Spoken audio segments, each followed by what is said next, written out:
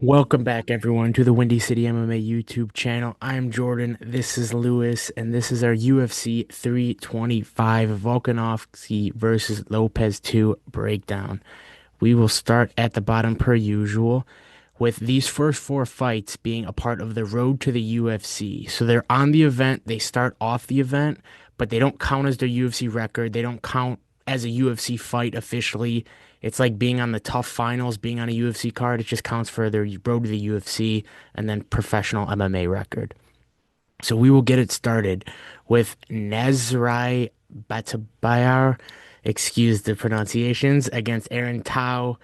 Batbayar is 9-1, all nine wins coming by finish. He's fighting Aaron Tao, and Tao is at 11-1. Eight of those coming by finish. Tao was once on the Dana White Contender Series where he lost to now contender Elijah Smith, but Batbayar is the favorite at -125, with Tao coming back at almost even money at plus 105. Lewis, what are you thinking? Yeah, I really like his the fight against Elijah Smith back in Contender Series. He did show some toughness, and he went more than I expected. I thought he was going to be out in the first two rounds compared to Elijah Smith, and that loss isn't really that bad. Now that we've seen that Elijah Smith is, I guess, the real deal. I'm taking Aaron Tao. I guess he's the underdog. See what happens. I agree with you. I'm also taking Tao, and this could be his last chance to get into the UFC. He isn't amazing, and he's a dog here. I probably won't have any bets on him, um, but I'm gonna pick him. He's the dog. He's out of city kickboxing. It could be his last chance. I'm sure he's been training with Volk, Hooker, now Ruffy. So give me Tao to win this fight as well. We will move to the next one. Up the card, we got Sulangrangbo versus Lawrence Louis. Uh, Sulangrangbo is 10-3. It says 2-0 there, but he's 10-3, six of them coming by KO. And Lawrence is 7-1 with four of those coming by KO. Lawrence is the plus 200 dog with Sulang. Yeah, that one coming at the minus 180 favorite. Um, I'm picking the favorite to win here. I don't know too much about these guys. I know that Louis seems, people are saying he is tough to finish. He can take a lot of shots, but I think Sulan Grangbo's um, pressure and whatchamacallit, just him putting on more and throwing more will win him the fight. Probably a decision. What are you thinking? Yeah, this is more like you said in the beginning, this isn't going to be under record as much. So this is I kind of see it as like a regional fight. This is kind of like an up to grabs, like anything can happen in this fight. So I'm picking the favorite. I guess they know something more than I do. There So you go. I'm Favorite it like you is. said, yeah. No bets on this. No Yeah. bets on this. All right, we will move up to the card. Keiichiro Nakamura versus Sebastian Szalay. Szalay is 10-1, says 2-0 there. Nakamura is 7-1, and the odds are at a pick 'em. What are you thinking? Again, this is up for grabs. Don't have a one-sided, but I will take the stab at Nakamura, the Japanese. Um, there's just something out there in Asia. I don't know. That's all I'm gonna pick for this one. Yeah, I'm going with Nakamura as well. Um, I think he's going to be faster. He's younger. He's going to have more reach. I'm just going to take him to win. Unfortunately, I don't like fading Aussies a lot, but especially in Australia, but I'm going to here as well. We will move next fight, last fight of the road to the UFC. Sangwoo Kim versus Dam Marfan. Dam Marfan is 8-2. Sangwoo Kim is 13-3. Marfan is the favorite at -170, with Kim coming back at plus 145. Short and sweet. Like I said, I don't like going against Aussies too much, and I'm not gonna here. Going with the Aussie to win this fight. Don't really have a great, breakdown for it. What are you thinking? Yeah, nothing much on my side too. This is You picking the we're gonna Aussie? see. Yeah, picking the Aussie Yeah. favorites. Yeah, Let's move to the UFC, huh? let's go. First fight in the UFC, last fight of the early prelims. We got Kaan Ofli versus Yizha. Um, Fights that officially now count for the UFC record. Kaan Ofli is 13-4-1. He is 1-2 in the UFC and he's coming off a first round submission win over Ricardo Ramos back in October. And he is fighting Yizha. Yizha is 26-5. He's also 1-2 in the UFC, coming off a first round KO win over Weston Wilson. Yizha is sitting at the minus 185 favorite, with Ofli coming back at plus 160. I don't have confidence in him, but I'm taking Yizha here as the favorite. I don't really rate either of their last wins, or either of their UFC wins in general, but I'm taking the guy who's a little younger, who will have a nicer reach advantage and has a lot more professional experience. It could be a fun fight, could also be a very boring fight if they just decide to grapple. So I'm probably going to stay away from it, but I'm taking Yizha as the pick to win. What are you thinking?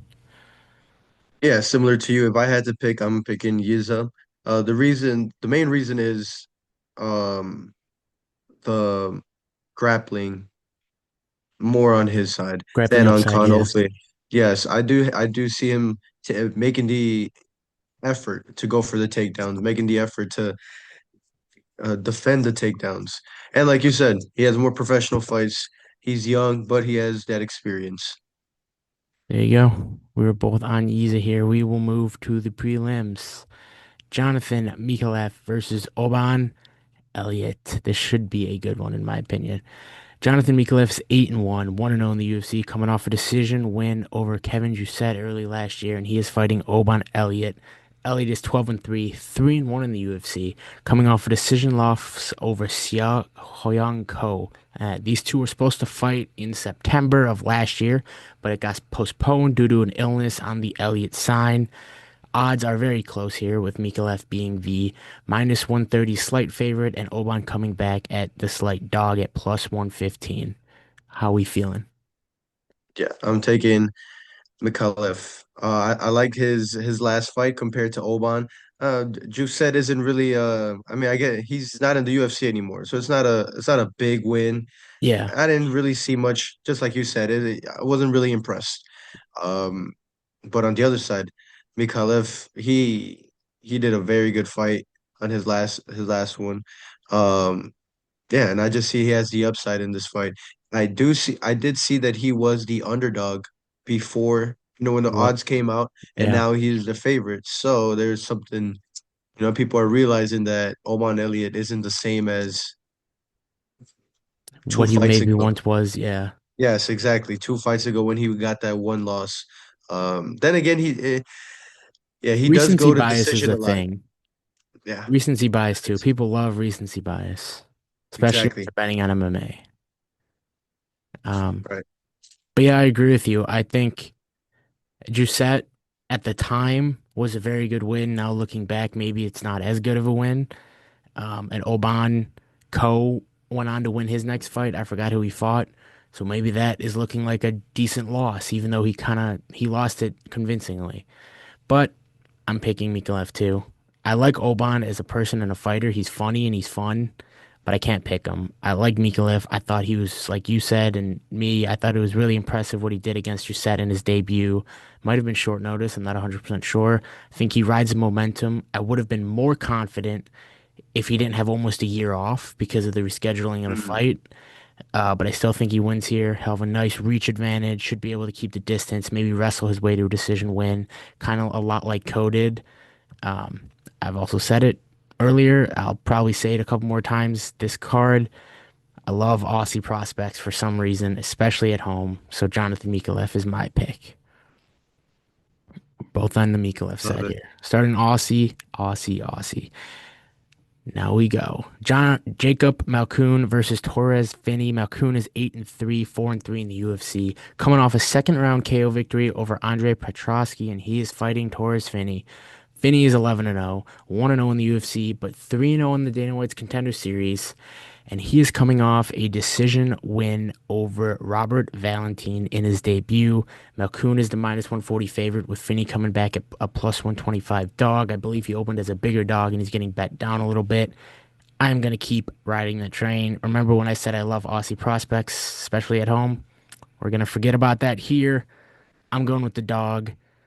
I think he's going to wrestle Malkoun to death. I think he's even going to try to go for a finish, whether it's a knockout and he tries to throw some haymakers or find a submission.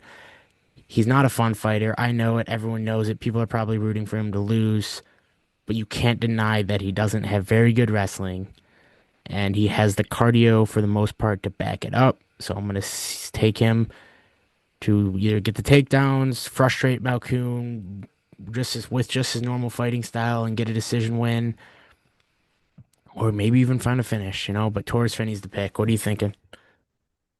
Yeah, you beat me to it. And that was gonna be my first underdog There you of go. the day. Yes. Three things got me. Two or three things. Number one, like you said, grappling. Very good wrestling on his side. Boring, but he is still there to control. I think this fight, after all the criticism from the Dana White Contender Series, from his last fight, from getting a split decision win when he just controlled for 13 and a half minutes.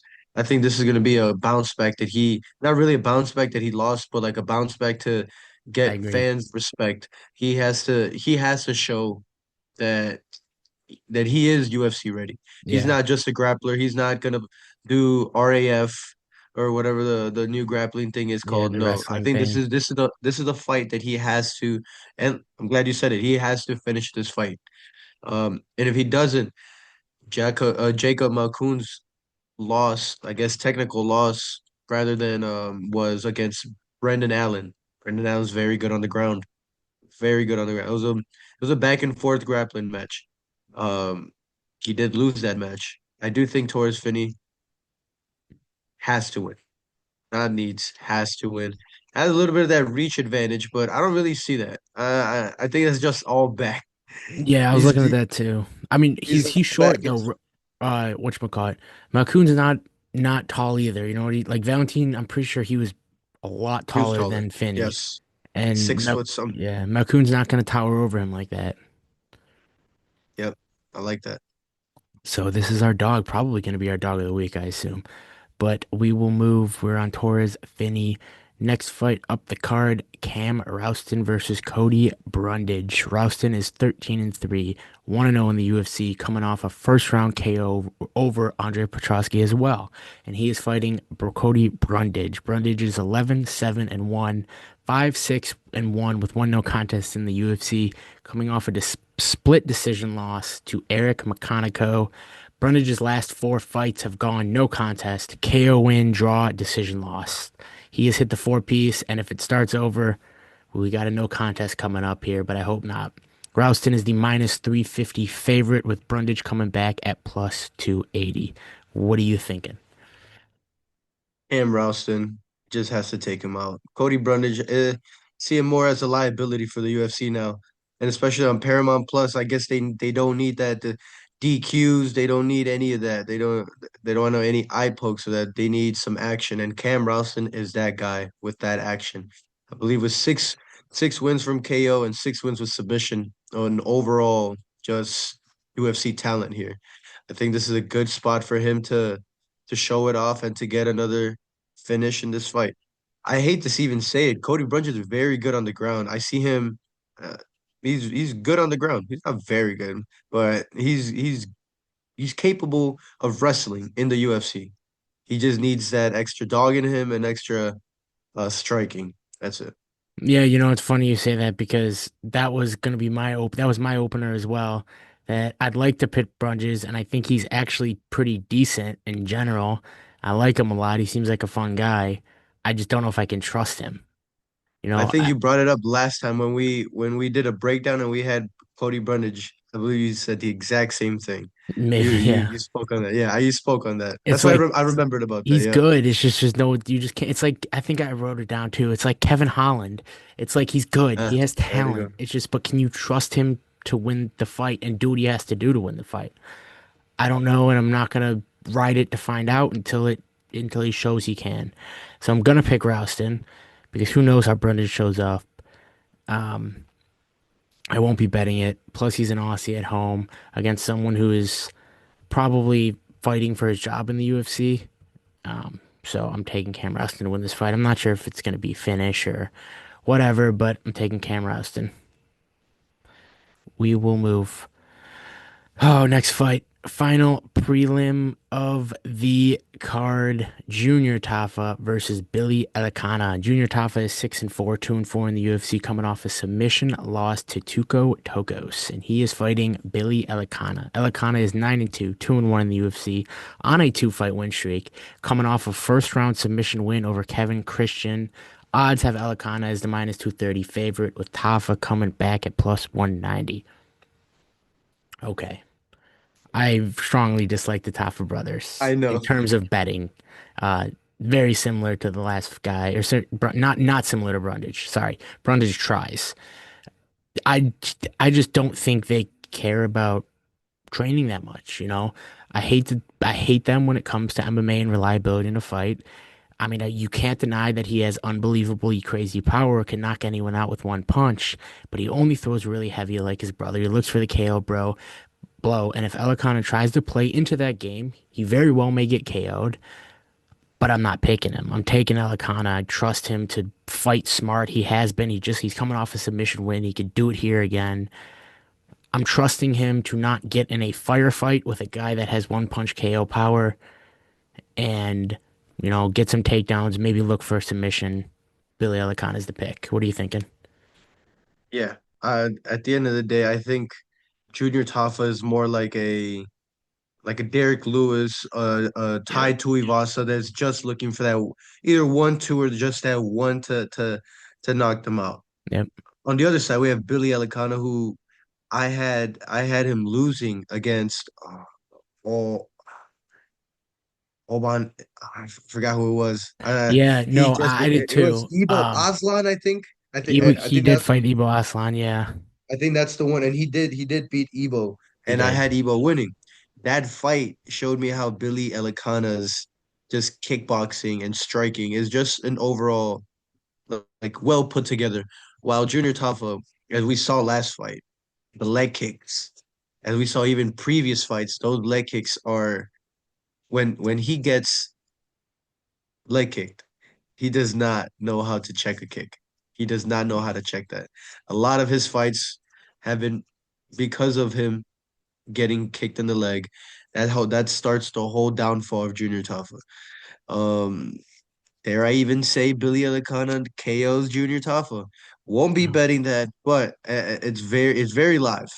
Yeah. It's very live for both to end it at a KO. At the end of the day, Junior Tafa can just catch you, and yeah, he needs a W. Again, He needs a W bad. he needs a W, and like you said right before, people have to fight for their job now.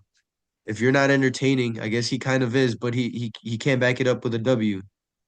Another thing, Dana White is giving that bonus, and I think that bonus is something that we have to remember that these guys are going for that for that 100%. for that KO. They we that's something I forgot too. We're gonna have Especially, more yeah. finishes. Yep. Oh yeah. 100%. Especially for someone like Billy Elekana, who in his case is not on a big contract right now and fighting someone who's very finishable. And in Junior Toph's case, who is back up against the wall and needs a finish, needs a win really bad, but needs to make it look good. Get a nice bonus on top of that. So, I mean, this could be a good fight to pick to end by KO or to end by finish. I'm sure the odds are going to be actually atrocious, but who knows? But maybe it's a parlay piece. Yeah. We'll check it out. Yeah, Elkanah's the pick from both of us. We will move to the main card. Quillan Salkilld versus Jamie Mullarkey. Why doesn't this want to open? Opening up the main card though. I will keep I don't know why this doesn't want to open, but we'll just keep it like this. Salkilld is 10-1. He is 3-0 in the UFC, and he is coming off that insane first round knockout over Nazareth Haqparast, where he kicked him in the head and put him out cold. He's fighting Jamie Mullarkey. Mullarkey is 18-8. He's 6-6 in the UFC, and he's coming off a decision win over your boy Orlando Bedoya. And he is stepping in here on short notice. This was originally supposed to be Rong Zhu, but it is now Jamie Mullarkey. Salkilld is the minus 800 favorite, I believe. Odds are just starting to come out with Mullarkey coming back at the plus 600 dog. What are you thinking? This has Sakil's name all over it. This, I don't want to say very one-sided, but I do want to say this might end in a KO. I do like Sakil's chances for a KO here. One thing that really gets me more on the KO side is Maniac Josh. Shout out Maniac Josh from Full Violence. He got body. He's the guy who takes body shots from all these UFC fighters. And in one video, he did say he got hit by heavyweights, bigger guys, smaller guys, everybody. Dustin Poirier, everybody just hit him. And there's a video he just came out with and said that Sakil hit him hard. And out of everyone, Sakil hit him hardest. Damn, Yeah, I'll take send it that. to you. Yeah. I'll send it to you. But I seen that. I'm taking him for a KO. I like the chances. 25K bonus. And if he does an amazing job, give him fight of the night. Just 100K. Give him that extra. Yeah, I agree. I was on Sekil'd heavy against Nazareth. Would have been on him Yep. heavy against Rangzhou, and I will be on him heavy here. Love him. Think he's the real deal. Like you said, he hits really hard. I mean, at minus 700, you can't really play him on the money line, but I will find a different way. Most likely KO, like you said, which I believe is minus 120, which is very playable. And Mullarkey is known to not have the best chin in the world. And I was honestly, I do think, I do think Salkilld is very due for a submission win in the UFC because he has them. I think he's very due for one. He has submissions. Now, Mullarkey is good at grappling or wrestling, and I believe Mullarkey should, if he's smart, try to wrestle here, which is why I might think submission because he might grab something if Mullarkey tries to shoot. I think Sakilld is so due for a submission win. Mullarkey's never been submitted because he has that, but if Sakilld can drop him when he's shooting in and maybe just jump on his back or something and take it. I mean, he tried against Ashmuz, I believe, a couple times to lock up his submission. So I might look at that, but I'm definitely playing him to finish the fight for sure. Salkilld is the pick by finish. I love him. I think he's the real deal. He's one of my favorite prospects right now, and hammered him against Nazareth as a dog. So he's on my good side. Give me Quillan Salkilld by probably murder. Unfortunately, I'm Mm. sorry, Mullarkey. We will move. Tai Tuivasa versus Tallison Teixeira. The return of Bam Bam. Tai Tuivasa is 14 and 8, 15 and 8 there, 8 and 8 in the UFC on a 5-fight losing streak. Most recently, a decision lost to Jairzinho Rosenstruck. And he is fighting Tallison Teixeira. Teixeira is 8 and 1, 1 and 1 in the UFC, coming off a first round or coming off his first pro MMA loss to Derek Lewis, where he got KO'd in the first round. Tallison is the minus 270 favorite, with Ty coming back at plus 225, similar to the Tafa brothers. Ty has unbelievable power, and I am actually a huge fan of him, even though I don't like the Tafa brothers fighting. I used to be a very big fan of Tai Tuivasa. I think he could be so good if he committed to training and staying in shape more. Unfortunately, he hasn't been. Not too long ago, the pictures that were being posted online looked like he gained a lot of weight and hasn't been training at all. I really want Tuivasa to win. I do. I would love to see a Shui, especially in Australia. I cannot pick him. Tellison Teixeira will be the pick for now. But I want to wait and see what he looks like on the scale. If Tuivasa comes in on the scale and dude looks like he has lost all of that weight down, I think he was three something. Obviously, he has to lose, 50, 60 pounds to make the heavyweight. But if he comes in at like, 250, way under the heavyweight limit, he put in some work. And I hope that's the case. And then I could switch it to Ty and be happy, win or loss, because I like Ty. I just can't trust it yet. So Tallison's the pick as of this current moment. Probably by fuck, Tuivasa is hard to knock out, but I'm gonna say knockout. What do you think? Yeah, I like how you said that. Wait until, weigh-ins and press conference, I guess you can see him as well. But Yeah, weigh-ins as well, I want to see how he is because that does make a big difference. Yes, I haven't seen recently his picture, but I have seen. I know which pictures and dude, videos you're talking about. they were Yes, so bad. Yeah, He they were. posted him. He posted him. He posted some Yes. of them on Instagram. I'm like, dude, get back him, dude. I love him. I love seeing. I love Aussies fighters and prospects and everyone. And I just they're fun fighters. And I hate seeing someone like that. Like I wanted him to beat Cyril Gane so bad. And when he dropped him, I was going crazy. And then he didn't finish. And that was kind of heartbreaking. But yeah, sorry. Continue. And ever since he knocked out Derek Lewis, he's just been on a five Dude, fight skid. Like it's crazy. hard to see. I it's bad to see. I'm dying for another shoey. Like you even said, at home, that's crazy. But to share, we can't forget. There's two things. He before his fight against Derek Lewis, he was KOing everybody in the first round. KOing guys. He's just a monster. He's 6'7". He stands over the cage. His head is Yeah, popping out over the cage. That he just got caught by Derek Lewis. He fell down. you did. He was standing up though. I do give him that.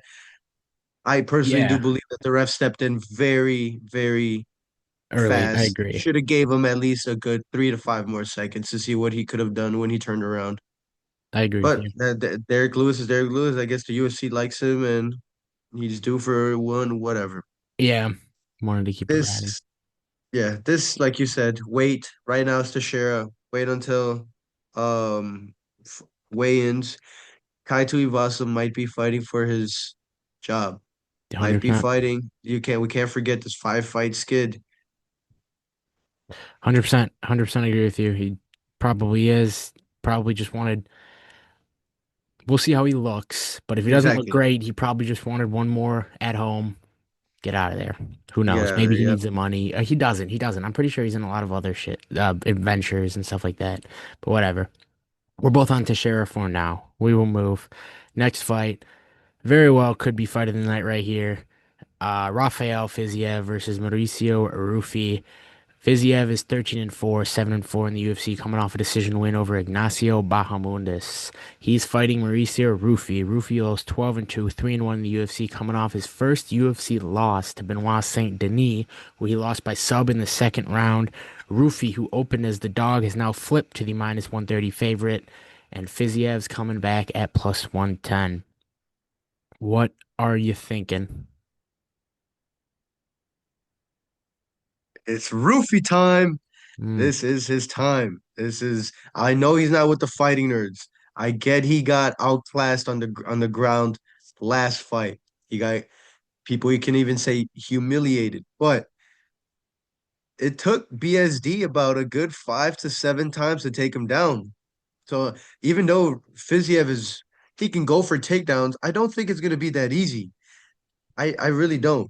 Number two, Rufy is fighting, I guess at what, City Kickboxing in Australia with Vogue, Dan and AKA Mr. Stylebender. I think we forgot about that part. These guys are ninjas. I don't even know how to say it. I like Rufy. I like his fighting style. I do think people underestimate his ground defense and everything because of that last fight. We can't forget how he's the younger guy as well. I like him. I'm taking him, and I'm glad he's the favorite now. It shows that people are now noticing who's you know gonna be you know, next up. it's funny. This is such a fun fight. It's probably going to be a striking war over 15 minutes, and I want to pick Ruffy. I really do. I just don't know if I can. I like. I did. I did. I think I'm gonna go with Fiziev. I Um, don't blame you. I don't. Fiziev. This is a good fight. He went to Fiziev went to war with Gaethje twice, and we just saw how much he still has it. Plus, his camp situation is switched now. I mean, that's could be a good thing, could be a bad thing. He, like you said, he's fighting it.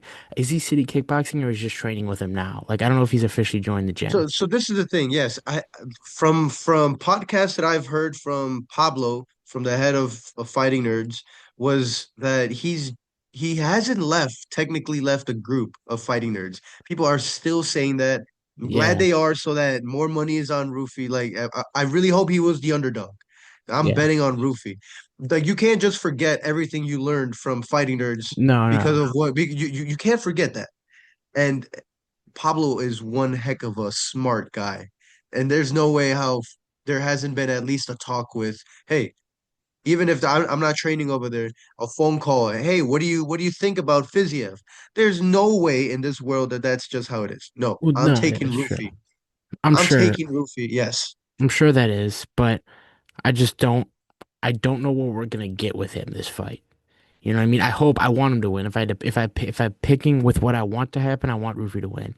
But I'm not 100% sure what we're gonna get with him, and we know what we're gonna get with Fiziev. You know, he's gonna come out and he's gonna go to war, and he'll try to mix in the takedowns if he can, but he doesn't have to. I don't know. I don't know. Just what his wars with Gaethje. Yeah, he lost against Gaethje, but we just saw what Gaethje just did to Patty. So I'm picking Fiziev. Won't have any bets though. I'm gonna enjoy this I'm gonna enjoy it. Root Yes. for Ruffy. You know, if I bet anything, it would be Ruffy, but I won't be betting on this fight. I'm just gonna enjoy this one. So we're we're kind of thinking the same It's thing. it's it's very yeah, it can go any side. It's at one point I was on Fiziev's side, but Yeah. Okay, we will move. let's go.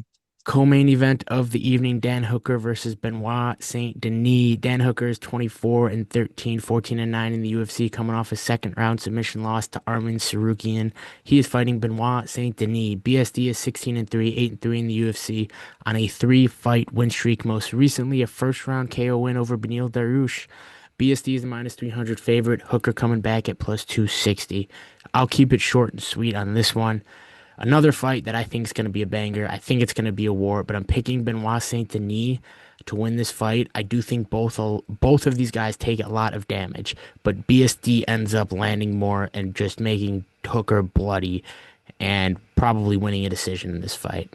So I'm Benoit Saint Denis to pick via war. What are you thinking? Yeah. BSD by decision. That's what I've had on this fight. Dan Hooker is a hard guy to take out unless, of course, you submit him like last fight, or I don't remember the last time he got knocked out, like Yeah, no. badly. And this Yeah, this is gonna be a war. No one's gonna back down from this fight. And like I said in the beginning, there is a $25,000 if you get a finish in the finish. fight. Or if you have a performance of the night, you have 100K.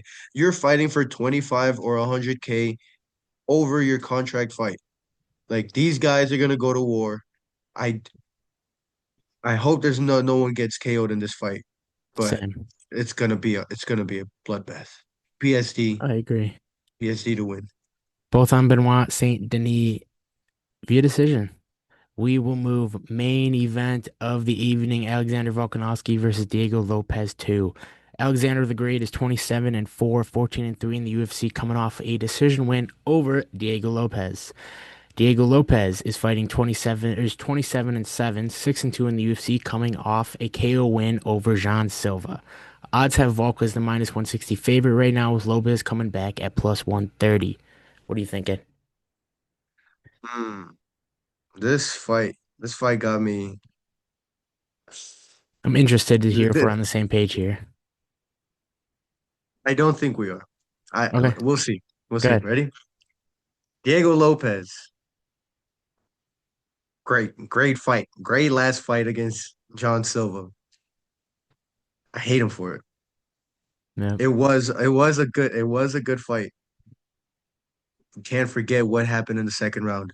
I know he knocked out Gene Silva wi- by a counterattack, but Oh, we're not he on the was same getting his side. ass whipped. He was getting his ass whipped in the second round. First round was all him. Yes, Gene Silva did a lousy backside kick, gave up his back like Alexa Grasso did with Shevchenko. Took him to the ground, ground and pound. Okay, that's cool. But Gene Silva isn't Alexander Volkanovski at the moment. Alexander Volkanovski, he knows not to overextend. He knows when to come back. He knows the distance management. Diego Lopez is younger though, taller. At the end of the day, this is my pick. Diego? Can't hear it. Diego. I can't hear it. Oh I'm guessing dang. it's a song. It's the Volk I'm song. get It's his it walkout is down under. down under I Volkanovski unfortunately and still. am And going still, in the other direction. I I know. really want Volk to win. Volk is probably my second favorite fighter in the UFC, bar Alex Pereira. And he fought a great fight in the first fight against Lopez, but he got rocked. And I have this weird, uneasy feeling in my stomach that Lopez is going to finish this fight. I really hope it doesn't happen. But I think now that Lopez has been in there, has felt Volk for 25 minutes, has felt Volk's pressure and power, he's going to have a plan and put more pressure on Volk and try to really finish this fight. He's not going to be as complacent in the first couple rounds. I think he's going to come out heavy. I want Volk to put on a masterclass more than anything. I want Volk to come out. I want him to finish Diego Lopez in like the fourth round after beating his ass for the first three. I do. And I hope it happens. I really do hope it happens. But I'm not going to pick it. I'm going to pick Diego Lopez by finish, rooting heavy for Volk. But I think I'm going to bet fight to not go the distance because I think whatever happens, the fight's not going the distance. I think it's really hard to come. I think it's really hard for the same outcome to happen in this two back-to-back or when they fight the same person.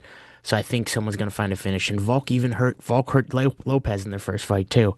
Think he can hurt him again here. Lopez dropped Volk. I think he can hurt him again here. I think someone can get tired and find a submission. I think Lopez can do some shit what's his name? Brian Ortega put up on Volk. I think there's a lot of ways for this fight to not go the distance, and that's why I'm taking it because I do not want to bet against Alexander Volkanovski. So I'm going to take this fight to not go the distance as a bet. I But like we're that. split. We're split. We'll see this though. Now that you say that, now I rethink of it real quick. Diego Lopez wins. Who is his next rematch? Who's his next match to defend the Evlov. title with? Evloev. Okay. Who wins that? Quick. I would want, You this is know, where I'm going with it. you This is know, where I'm going with it though. This is where I'm yeah, going with it though. If Diego Lopez wins, John Silva just needs one more fight, and then we have a true. young super fight and get it back for the title away from the guy who just destroyed you, I can say. That Yeah, that was that hurt. And just me as a viewer, I really love Silva. That yeah, hurt. yeah, I teared up. I think I told you that. I teared up when I saw he needs this get back and he needs to take that title away from him. Low key now I want Lopez to win just to make that happen. I don't yeah. see I him mean, winning any it's other still time. it's it still may happen. If depending on how Volk feels after the fight, he might only have one or two more fights left in him. He's You 37 sure? or something like that years old. So Right. Mm. we're split, but we'll see what happens. I'm no bets besides fight to not go the distance. I can't bet against my boy Volk. All right, everyone. Thank you for watching. That was our UFC 325 Volkanovski versus Lopez 2 breakdown. Hope you guys have a good one. We will see you next time.